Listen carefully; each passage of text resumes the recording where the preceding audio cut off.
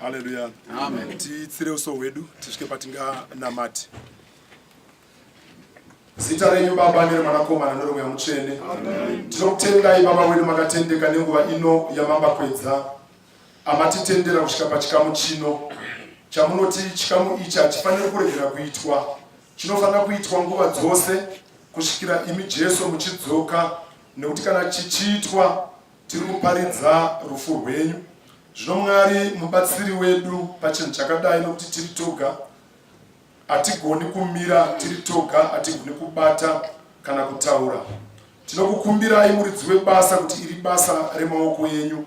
Svikai pariri, batai navatungamiriri pano kuti basa iri riendeke. Batai navose vachagamuchira pano kuti ani nani anogamuchira nokutenda arwire upenyu hwake, awanire mweya wake zororo, kuti kunyangwe namatambudziko, kunyangwe nemiedzo, kunyangwe nokurema kwose nemanikidzo dziri paupenyu, zvishuvo zvose zviri pakati peupenyu, mhiko dzakaitwa pakurarama, dzakaitwa navapenyu, dzakaitwa navakafa, mamwe matambudziko nekuda kwezvakatadzwa nesu, zvakatadzwa navana venyu, zvakatadzwa navabereki, zvakatadzwa mudzinza navapenyu kana vakafa, zvikava mhiko yekutukwa kwamadzinza kusvikira zvikatukisa kunyangwe nesuwo. Zvose izvozvo vana venyu vauya pamberi penyu nomuto wokuzvininipisa kuti kutukwa kwedzinza kushayikwe paari, nekuti iye asarudza kuzvimirira mamuri imi Jesu Kristu. Kuti kutukwa kunyangwe kwemhuri, kutukwa kunyangwe kwake, kusava nesimba padambudziko rinomanikidza upenyu. Asi vana venyu vanotizira pamberi penyu kuti Mwari muitire mumwe nomumwe nyasha, kuti kana tinge tagamuchira nokutenda tiropafadzwe, zvipo zvomweya zviburuke, madambudziko ose okuedzwa kwebasa renyu, satanism iri kufamba nokubata nesimba, kuedzwa kwebasa renyu kuri pano, Satani haasi kuzorora. Madhimoni namashari, mweya yose Baba yakasiyana siyana, mweya yomumvura, mweya yepanyika, mweya yechadenga, haisi kuzorora, ichirwa nebasa renyu, inorwa noupenyu hwavana venyu, inorwa nezvakanaka zvose. Tanamata Baba kuti basa riri pano rikomborere mumwe nomumwe anogamuchira nokutenda. Tichibva pano zvionekwe kuti Baba manga muri pakati pedu. Tanamata muzita renyu Baba, Mwanakomana, Mweya Mutsvene nokusingaperi. Haleluya. Amen. Haleluya. Haleluya. Tinotenda gaiti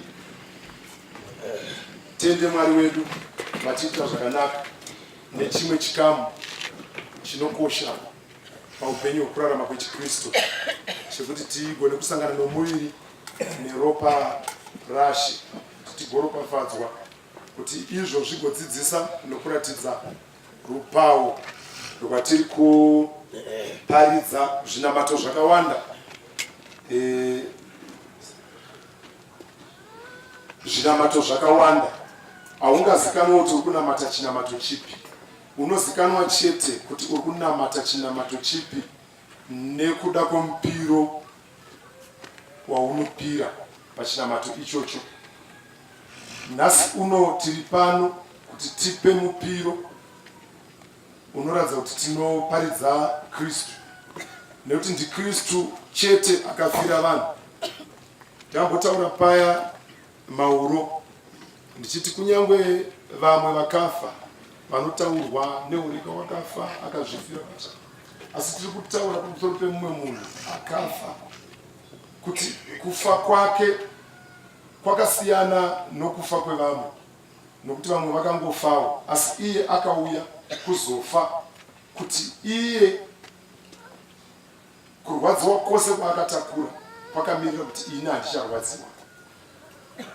Kana tichisangana nomuviri neropa, zvoreva izvo kuti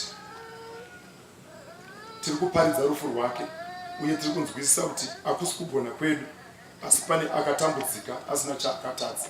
Haleluya. Zvino shoko raMwari rinotaura zvakanaka kuna Johani kuti ani nani asingadye muviri wangu nokunwa ropa rangu haana upenyu usingaperi. Haleluya.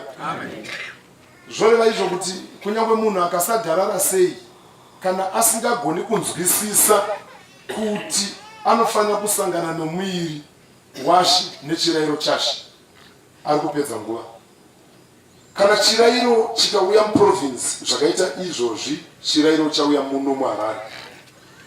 Kunzwisisa kweshoko raMwari, kunzwisisa kwevanonamata mumweya nomuzvokwadi, ndekwekuti chirayiro unofanira kuchichengera kuti hachifaniri kudarika, nekuti shoko raMwari rinotaura zvakanaka kuti ani nani asingadye nokunwa muviri wangu haana upenyu husingaperi. Saka ukasadharara uchiti ndinonamata ndiri muzvapupu asi usingadye muviri neropa, hapana chauri kuita.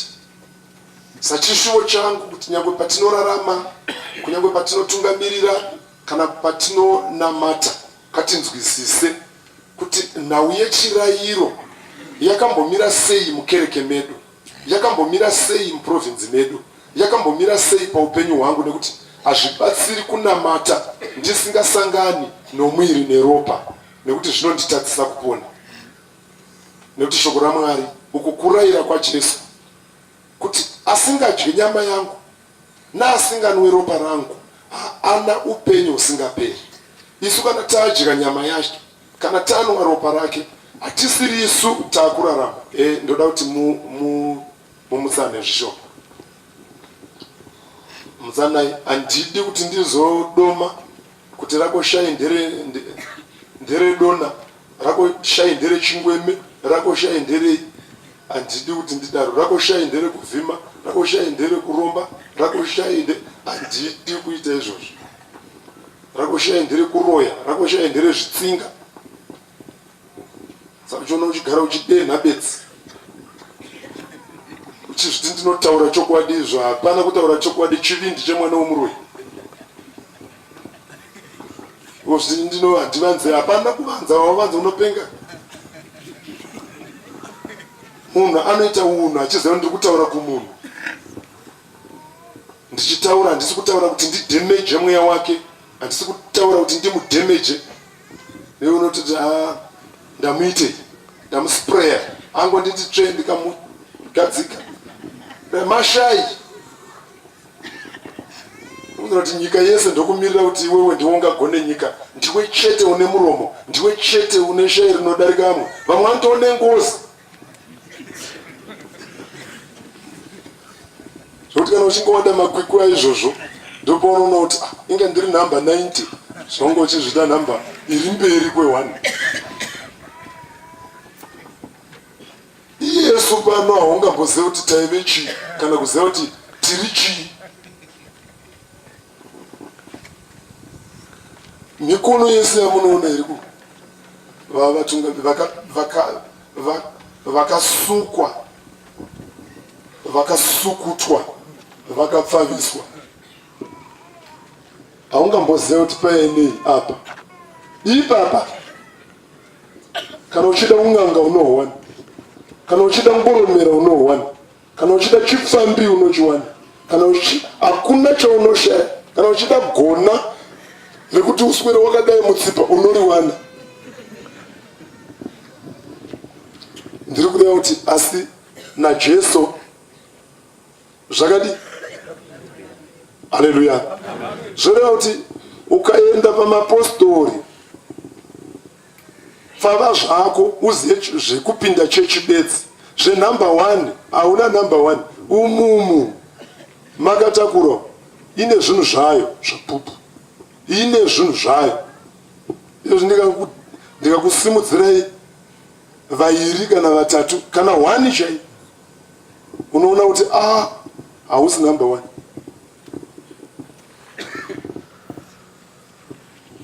Right. Ndikuti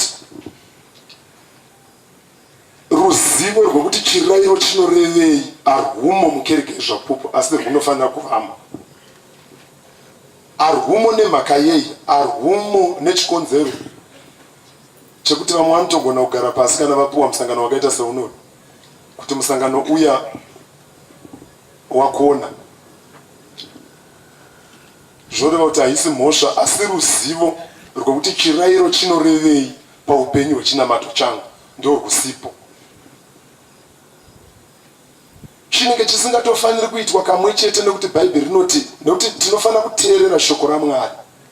Shoko raMwari rinoti itai izvi nguva dzese, nokuti kana muchiita izvi muri kuparidza rufu rwaShe kusvikira achiuya, hamusi kumira. Zvinoti mukambomira kusangana nechirayiro pachimboita imwe nguva yamakanyarara nezvechirayiro, kana izvo zvataita musangano panapa, ingadai tichitochiwana paBig Sunday yega yega. Nekuti kana madhimoni anochitya, kana Satani anochitya, mweya yetsvina inoziva zvachinoreva, inogara yakataramukana nesu. Mwari vatiitire zvakanaka. Tiverengerwe tsamba kuna 1 vaKorinde 11:23. Ndokumbira maprofita vauye kuno kumberi.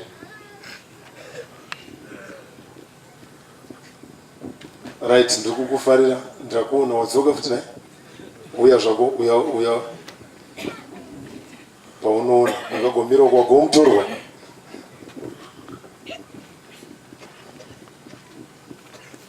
Right. Ngatifambei.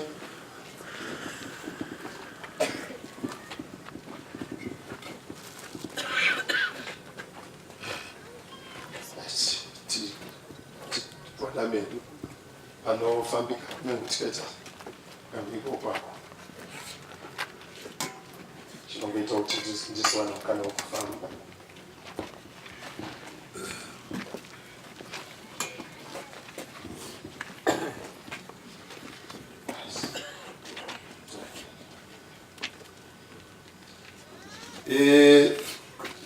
Muverengi. Haleluya. Ndichaverenga 1 vaKorinde. Ndinonzwisisa kuti hongu tine vaprofita kuno, asi mukati matiriwo kuti masangano edu atiri kuti tine masangano, kune vamwe vari kuratidzwa ikoko, kune vamwe vangadaro vachinzi varatidzwa, asi kana vachibatsira, kubatsira kwavo kunotionesa kuti apa chipo chatoburuka uye kubata kwatovapo. Hongu ndiro zvatiri kunamatira izvozvo, kuti vaprofita ngavawedzerwe, uye tinofara kuti vari kuwedzerwa. Vanhu vari kutaura hope, vanhu vari kutaura zviratidzo, vanhu vari kutotaura vachimira pamberi paMwari. Ino ndo kereke yako, usazvitye, hazvisi manyawi, asi Mwari ndo vakutuma nekereke yako inokugamuchira kuti vaprofita vari kuwedzerwa, nekuti ichechi yechiprofita. Ichechi inofanira kuti kunyange Jesu vachiuya vanofanira kuwana chiprofita chiri pakereke iyoyo. Haleluya. Kana kuine zvimwe zvingaitwe zvekudzivisa chiprofita, izvozvo ndizvo zvinofanira kurwiwa nazvo takamira, kuti hatigoni kufamba tiri chirema. Mweya mutsvene unofanira kunge uripo, zvipo zvose zvomweya zvinofanira kuoparita mukereke, zvoratidza kuzara kwomuviri wa Kristu. Pasina chinonzi hachipo. Hakuna zvinotine dambudziko rekuti anoprofita anobva angoti nguva yese ngaive kuprofita, anoparidza anobva angoti nguva yese ngaive kuparidza, anonamatira anobva angoti nguva yese ngaive yekudi yekunamatira. Yeti mitezo yose pamwiri washe inofanira kusenza, inofanira kurespektana, kuti kana ziso richinge raona gumbo pfungwa dzati ngapatiswe, connection yacho iyo network yacho yemashandiro, kudyidzana kwomuviri kunofanira kuonekwa, hapafaniri kuita gakara. Haleluya. Tinotenda kuti Mwari vabatsire kereke yezvapupu, tishande tine kukudzana, tichiziva kupanana mumwe mukana wake, tichigamuchidzana saizvozvo kuti iye zvino yanguva yezvakati toziva kuti mwiri waMwari wakakwaniswa, hapana pamwe pata paralyze zvokuti hapachashanda. Ndiri kutaura kuti ndevamwe vaprofita vasina kuuya pano nechikonzero chekuti dzimwe nguva utungamiriri hausati waoneswa kana kuziviswa. Hazvisi kureva kuti hamusi vaprofita. Chikamu ichocho chinofanira kupfuurira mberi, titoona basa raMwari, vaprofita vachiwanda, basa raMwari richikura. Tiverenge. Haleluya. Ndichaverenga 1 Vakorinde pa11 musoro shoko pa17 uripo, tsika dzakafanira patafura yashe. Right, tsika dzakafanira patafura yashe. Panodiwa order. Zvinhu zvose zviitwe nemutoo wakanaka muimba yaMwari. Kunyange nepatafura yashe, level yeorder yacho inenge yapamusoro. Tsika dzakafanira patafura yashe. Zvabuda kuti pane mutoo wemaitirwo uri kudiwa, auye iwewe nemutoo wako patafura yacho. Zvauri kufunga mupfungwa mako wakagara ipapa hazvisi zvaunouya nazvo panapa. Mushoko raMwari muri kutaura mauiro aunofanira kuti uite pamberi paMwari kuti zvigokuropafadza. Ukauya nemutoo wako zvinoperera kwauri ikoko, Ishe havapindire pakati pazvo. Asi ukauya nomutoo uri kudzidziswa pano neshoko raMwari, Mwari vanozviziva kuti pane agamuchira wanda akufanira kuitira chimwe chinhu. Haleluya. Tinotenda. Right, takujamba nokuda kwenguva. Nokuti ini ndakagamuchira kuna She. Haisi nhau yekuti Pauro akanga atangira pavaKorinde, asi akanga achitora kuti ndakagamuchira kuna She, kureva kuti haisi nhau yaBishop, haisi nhau yekereke, haisi nhau yevatungamiriri vedu ava, asi inhau yekuti tiri kuita chinhu ichi nechikonzero chekuti tiri kupiwa order, tiri kuinstructwa kuita saizvozvo, kuti nezuva usiku hwakapandukirwa Ishe wakaita saizvozvo, naPauro asvika paKorinde akaita saizvozvo. Nesu nhasi Jesu avapo, vadzidzi vavo havapo, kunyange naPauro hahapo, asi nemukana uno tisu tiripo nenguva ino, tamira pamberi penyu nomutoo wakamira nawo Pauro pavaKorinde. Nesuwo tamira pano paprovinsi yaHarare nehama dzose dzaungana kuzokutira musangano weHarare kuti tisangane nechinhu ichi.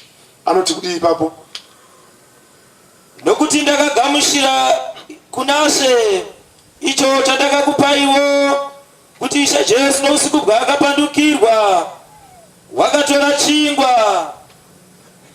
Neusiku hwaakapandukirwa, ipo panapa ukadya chirayiro ichi nemutoo wako, pane zvimwe zvauchaona zvinoratidza kuti pane mumwe mweya wangomuka. Haugoni kugamuchira chirayiro chaShe pagoshaya mumwe munhu anoita saagarwa nemumwe mweya pamusoro peupenyu hwako. ukadaro chine chisiri chirayiro chacho. Zvino unodzoka kuti yowe zvandakazoitwa ndichibva paya ninge zvaakandiita ninge hakuna kutorwa munhu akanga ari kunze kwe12, kwakatorwa aive pakati pavo, aitovimbwa naye, nekuti ukaona munhu achipuhwa chikwama anovimbwa naye. Aizoba zvake of course, but vanhu vanoratidza kuti vanga vavimbana naye kuzobawa kushai. Ava vanhu vane vavimba. Hatidizvo.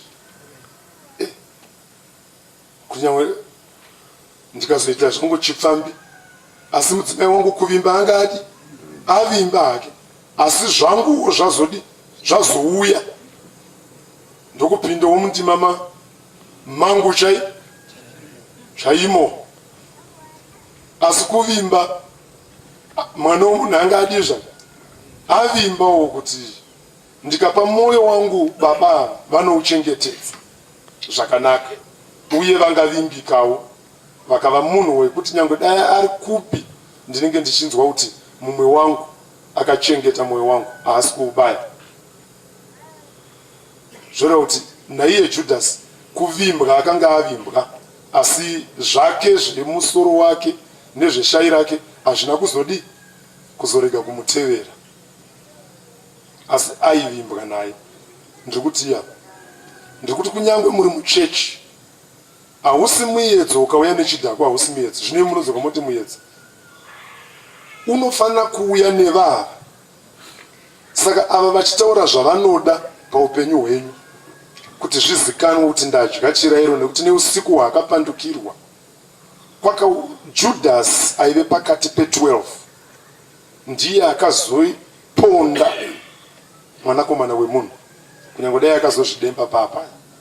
Saka hazvishamise kuti iwewe umukirwe newaunoziva kana wadya chirayiro ichi. Pane miedzo inoitika, pane zvimwe zvinoitika kamuchira zvakaita saizvozvo, asi hazvifaniri kukutadzisa. Vadzidzi havana kuti taakuponda Judhasi nekuti wapandukira mwana womunhu, vakasiya zvakadaro nobva Mwari adhila naye. Newe muedzo unosangana nawo uchibva pano, siya zvakadaro, Mwari haamboregedza uchikanganiswa, Mwari anodhila nazvo. Amen. Hausi mukana wako, hazvisi zvaukagadzirwa. Wakagadzirwa kudemonstrata nekupfuurira mberi uchiratidza chiKristu. Right, utanga ipapo 23. Nokuti ndakagamuchira kuna She icho chandakakupaivo, kuti Ishe Jesu nousiku bwaakapandukirwa wakatora chingwa. Sazvino baba overseer vamupondi vasumuke vanamati akati aonga. right, miraipa unomedurirwa imi hama, itai izvi muchindirangarira. Izvi kana zvichiitwa mudikanwi, dzamirwa nemurangariro, usazvitore sedambe, usazvitore sezvimwe zvemazuva ose, asi inzwa kudzamirwa. Akati aonga akachimedura akati, ichi ndiwo muviri wangu. Muviri washe uyu amai unomedurirwa imi mangwanani ano.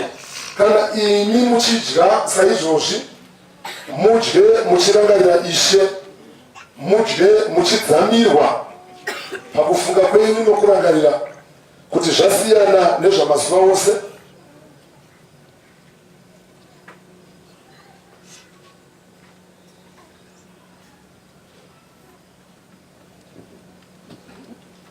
Tinotenda furia mberi. Saizvozvo vakati vapedza kurayira, akatora mukombe akati,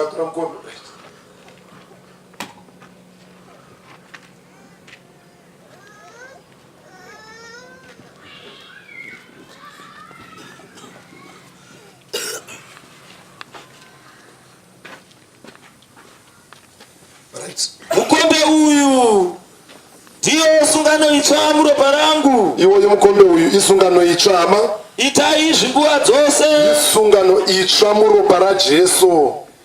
Izvi ngazviitwe nguva dzose. Kana muchinwa. Nguva dzose kana imimi muchinge muchinwa kudai. mukombe uyu ndiyo sungano itsva muropa rangu. Isungano itsva iyi. Itai izvi nguva dzose kana muchinwa muchindirangarira. Izvi zviitwe nguva dzose amai kuti kana muchinwa saizvozvi mudzamirwe nazvo muchirangarira Ishe. Mudzamirwe nazvo muchirangarira Ishe wenyu. Pfuura. Nokuti nguva dzose kana muchidya chingwa ichi, Nguva dzose hadzo kana kunwa mukombe uyu, kana muchidya chingwa ichi nokunwa mukombe uyu, munoparidza rufu rwaShe Kristu, munoparidza rufu rwaShe Kristu kusvikira achiuya. kusvikira Ishe achiuya.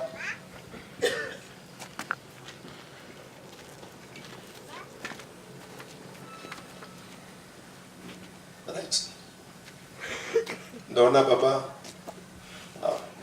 ndo vari wana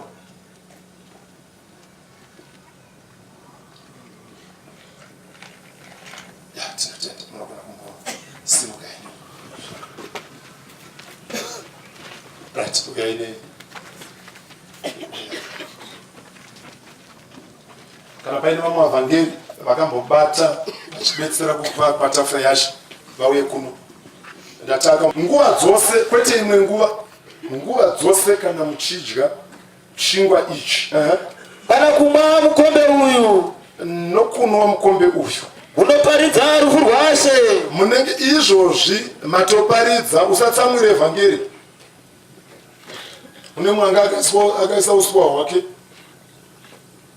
pabhuku rake raakanzwa kana kuona paTV kana kuverenga karapsodi kako wakaverengawo ndonge wauya uchiti nhasi pamwe ungaparidza. Zvingadaro vatungamiri vakushayisa mukana. Aiwa, usatambudzike zvako. Panapa shoko rechokwadi chairo riri kuti iko kungonwa watoparidza rufu rwaShe. Pawange uchaparidza nyambo dzako dzekarapsodi kako kana dzemumwe muparidzi mukuru akabuda paTV yekumba kwako,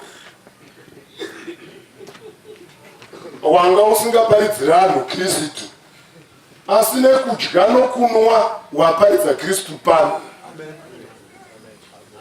Ndozvaunge uchatiparidzira ndezvakazarurirwa uyo kwaaiparidza yaive meseji yevanhu vakasiyana nevari pano, vakaita zvakasiyana nezvakaitwa nevari pano. Saka yanga isiri meseji yepano, yanga iri meseji yaivavo, because meseji dzinosiyana.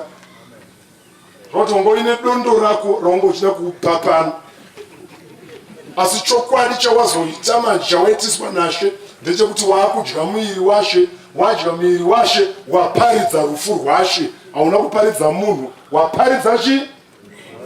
Enda hauna kuparidza iye zvino chete, waparidza kusvikira achidi achiuya. Saka dai ndine maoko 4 ndakurovera maoko zvino mamwe akabata zvimwe, asi iwe ungazviroveri. Haleluya.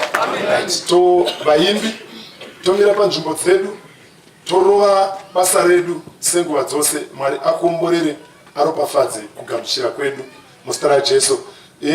Baba overseer wamJ munamati titsire uso hwedu.